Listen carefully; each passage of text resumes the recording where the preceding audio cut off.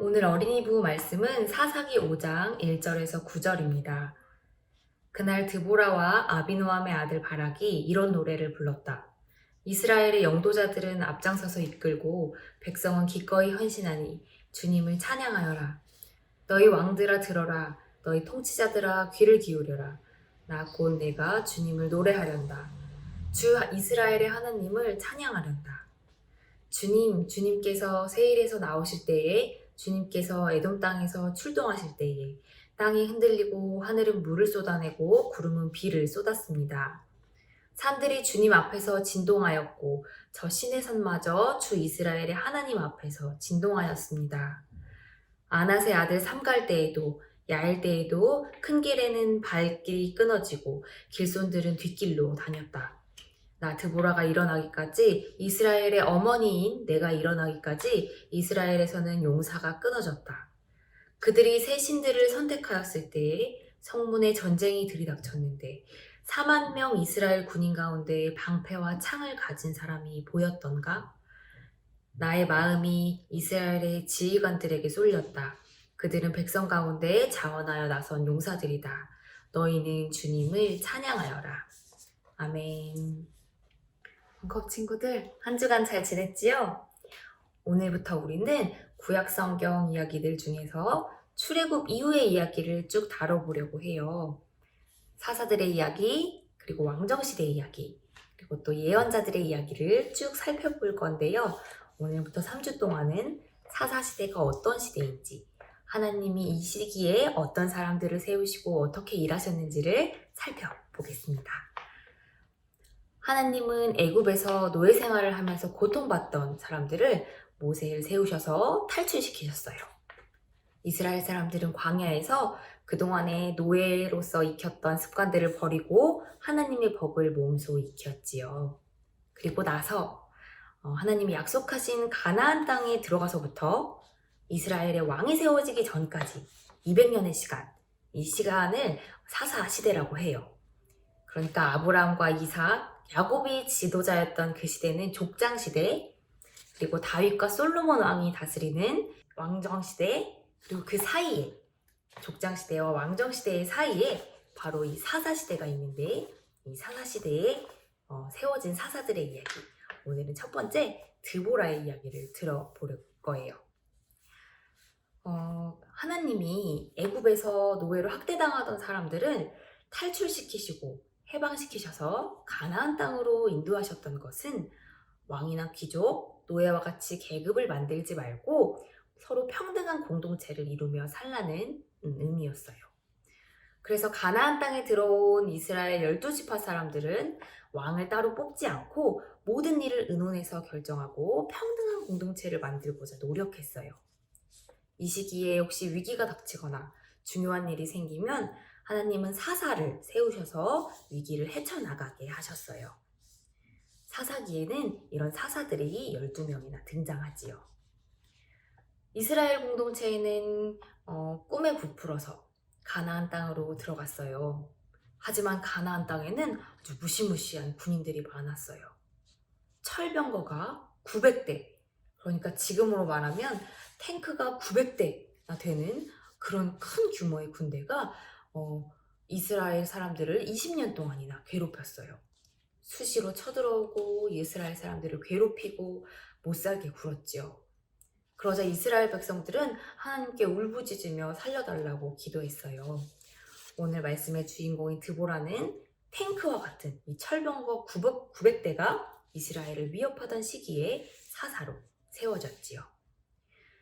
드보라는 사사로 세움을 받기 전부터 이스라엘 사람들에게 존경을 받던 여성 선지자였어요.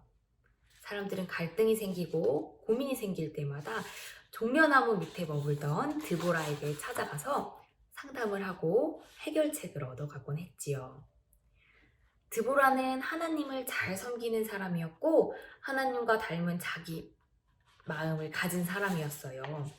하나님과 닮은 마음을 가지고 다른 사람들의 이야기를 들으면서 지혜롭게 재판해주고 사람들이 다 걱정하는 문제들을 해결해주곤 했지요. 드보라는 항상 그 사람들을 외면하지 않고 진심으로 그 어려움에 공감해주고 지혜의 말들을 전하면서 이스라엘 사람들을 도왔어요. 그리고 가나안의 왕 시스라가 무시무시한 군대로 이스라엘 사람들을 괴롭히자 드보라는 하나님의 뜻을 따라 시스라의 군대와 맞서기로 결정을 내렸어요. 드보라는 바락이라는 장군을 찾아가서 전쟁에 앞장서 달라고 말했지요. 하지만 바락은 시스라의 군대가 겁나기도 했고 또 혼자 갈 용기가 도저히 나질 않았어요. 그래서 사사 드보라가 간다면 자기도 가겠다고 말했지요. 바락은 아주 용감한 사람은 아니었지만 그래도 용기를 내려고 노력했던 사람이었어요. 드보라는 꼭 같이 가겠다고 약속하고 바락에게 용기를 불어넣어 주었지요. 결국 바락은 전쟁을 승리로 이끌었어요. 이스라엘을 괴롭히던 장군 시스라는 가장 용맹하다고 소문이 났었지만 가장 연약해 보이는 여인 야엘의 집에 숨어들어 있다가 야엘의 손에 죽게 되었어요. 하나님은 연약해 보이는 것들을 통해서 가장 강력해 보이는 것들을 무너뜨리시고 이스라엘 공동체에 평화를 이루어 주셨어요. 그 뒤로 40년 동안 이스라엘 공동체는 평화롭게 지냈어요. 많은 이스라엘 사람들은 그동안 많은 군인들을 만들었거나 또 힘센 나라가 하는 방법을 따라하면 자기네들이 안전하고 평화로운 공동체를 이룰 수 있을 거라고 생각했지만 이번 일을 계기로 이스라엘 사람들을 군인을 늘리는 방법이나 힘센 나라를 따라하는 방법이 아니라 하나님의 뜻을 따르고 하나님의 방법을 따를 때 진정한 평화가 찾아온다는 것을 알게 되었어요. 드보라와 바락은 이것을 잊지 않기 위해서 노래를 불렀어요. 무시무시한 시스라 왕의 군대가 쳐들어와서 다른 지도자들은 모두 숨을 죽이고 있을 때 드보라는 공포에 질려 있는 이스라엘 백성들에게 어머니와 같은 따뜻한 품이 되어주었고 드보라는 용기를 또 잃어버린 사람들에게 희망을 잃어버린 사람들에게 슬픔을 위로해주고 용기와 희망을 전해주었어요.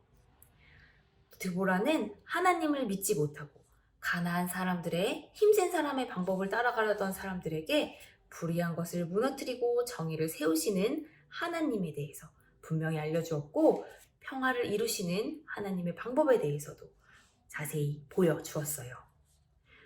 모두가 절망에 빠져 있을 때 절망을 뚫고 일어나서 우리는 할 수 있다고 희망의 노래를 부르는 사람, 흔들리지 않고 하나님의 뜻을 전하고 하나님의 방법으로 일하는 사람, 그 사람들이 바로 어둠을 환히 비추는 빛이고 절망을 이길 참 희망이에요. 드보라의 노래는 두고두고 이스라엘 사람들의 가슴 속에 남았어요. 드보라의 노래는 삶이 힘들어 절망에 빠진 사람들에게 하나님이 주시는 희망을 알려주었고 바락처럼 용기가 없는 사람을 일으키고 용기를 주었어요. 또 하나님의 뜻과 하나님의 방법을 따르는 것이 참 평화의 길이라는 것을 기억하게 해주었지요. 사랑하는 벙커업 친구들, 우리 친구들도 드보라와 같이 용감한 노래를 부를 수 있었으면 좋겠어요.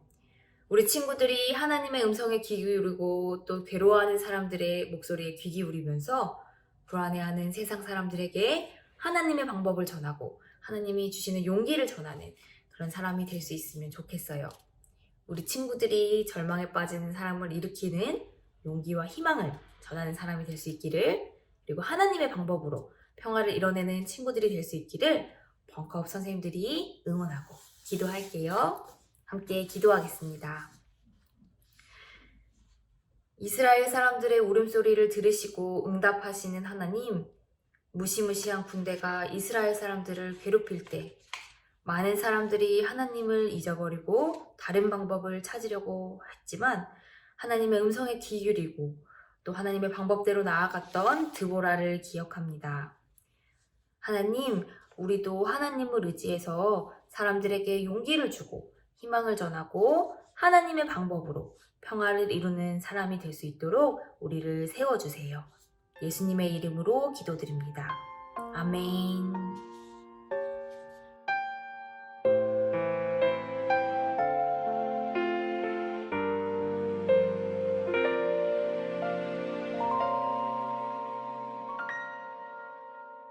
하나님은